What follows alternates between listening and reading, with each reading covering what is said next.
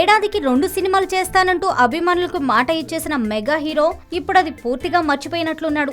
ఏడాదికి ఒకటే సినిమా చేయాలని ఫిక్స్ అయ్యి దానికి కూడా 5-6 నెలలు మాత్రమే కేటాయిస్తున్నాడు. షూటింగ్ మొదలు పెడితే అదే పనిగా చేస్తుంటాడు, కానీ వన్స్ గ్యాప్ వస్తే మళ్ళీ సెట్స్ మీదకి వెళ్లడానికి చాలా బద్దకిస్తుంటాడట.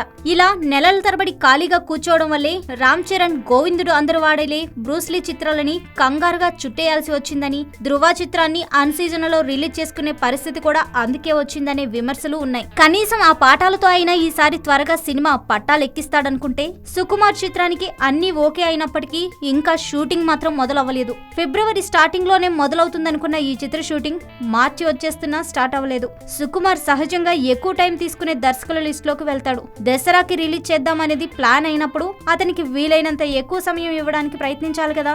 అంతే తప్ప ఇలా ఖాళీగా రోజులు గడుపుతూ కూర్చుంటే చివర్లో డెడ్ లైన్ మీట్ అవ్వడానికి ఇబ్బందులు పడాలి. అది సినిమా క్వాలిటీ మీద ఎఫెక్ట్ చూపించవచ్చు, లేదా టైమింగ్ కుదరక అచ్చంగా సినిమా ఫలితాన్ని దెబ్బతీయొచ్చు. చిరంజీవి తనయుడి నుంచి చిరు అభిమానులు కోరుకునేది ఇదైతే ఖచ్చితంగా కాదు.